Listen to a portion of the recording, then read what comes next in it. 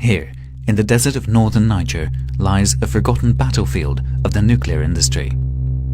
Dust, water, soil, and even scrap metal scattered around the area all carry an unseen but deadly threat. Landlocked in the Saharan desert, Niger ranks as the fourth poorest country on the planet. Its soil, however, is rich in mineral resources such as uranium. It's this precious metal, providing the fuel for nuclear reactors, which drew the French nuclear industry to the region in the 1970s. Lured by the economic promise of the mining operation, settlers from Niger soon followed. Now, the twin mining towns of Akokan and Ali sit among a legacy of industrial waste, environmental destruction, and radiation. Al-Mustafa Al-Hassan heads a local organization which has been protesting the effects of the uranium mining by French company Areva. While sounding the alarm bell at an international level, his priority is to inform the local people of the hidden danger. Les gens, non, je vais dire, ils n'ont pas peur puisqu'ils ne savent pas de quoi est fait la radioactivité, ils ne connaissent pas c'est quoi la radioactivité. La priorité des gens, c'est la pauvreté. Mais quand même, ces problèmes, il ne faut pas les perdre de vue. Il est là. Les deux vont à la fois parce que la radioactivité augmente la pauvreté, parce qu'elle fait des victimes. Clouds of dust caused by a controlled explosion in the open pit mine carry poisonous gas towards town.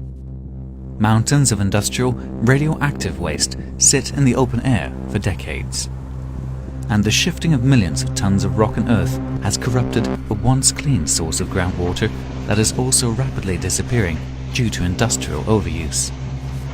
Comme vous l'avez constaté, la faune a disparu, la flore a disparu autour de la ville d'Arlit. C'est vrai que c'est un pays désertique, mais quand même il y a des arbres qui vivent dans les déserts. Donc l'héritage pour nous, c'est la pollution durable. A full, independent investigation of radiation levels and the impacts on human health and the environment has never been carried out. But in November 2009, Greenpeace and its partners were able to conduct a brief scientific investigation of the area. They measured radiation levels in and around the mining towns. In some cases, readings went over 100 times above internationally recommended levels. Just within a few days, we found that the people of these villages are exposed to unacceptably high levels of radiation caused by radioactive materials in the street, radioactive scrap metal in the market, and it clearly shows that the mining companies owned by Areva are not taking care of the problems. Soil and water samples taken by Greenpeace were investigated by the French Nuclear Research Institute, CRIRAD, in Valence. Its findings further confirm the radioactive contamination of the region. Les analyses qu'on a pu faire montrent d'abord la persistance de la contamination en uranium. Sur 4 des 5 échantillons d'eau, la quantité d'uranium dépasse les recommandations de l'Organisation mondiale de la santé.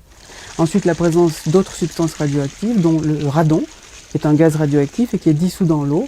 Et puis la pollution par des éléments chimiques, par exemple des nitrates, de l'ammonium, du molybdène, à des concentrations pour les nitrates et le molybdène qui dépassent là aussi les recommandations de l'OMS. Pourtant, ces eaux sont toujours distribuées aujourd'hui à la population et aux travailleurs pour leur consommation.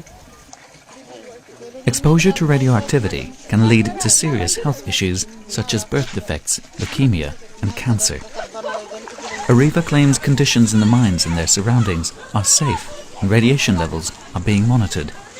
2 local hospitals, funded by the company, check the health of workers and the rest of the population. Les principales pathologies qu'on a ici sont le toux, les diarrhées, les dermatoses. Et donc ces pathologies sont pratiquement les mêmes qu'on retrouve dans les autres régions du pays. Ce n'est pas du tout lié aux radiations. Areva, however, fails to mention that the hospitals lack the equipment and expertise to properly diagnose cancer.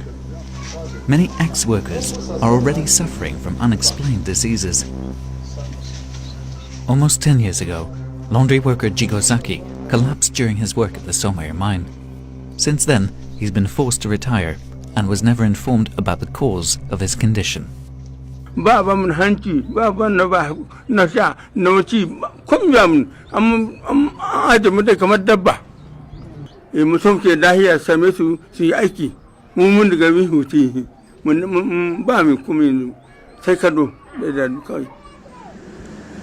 Renewed interest in nuclear power as an alternative energy source to fight climate change has led to what some have termed a nuclear renaissance.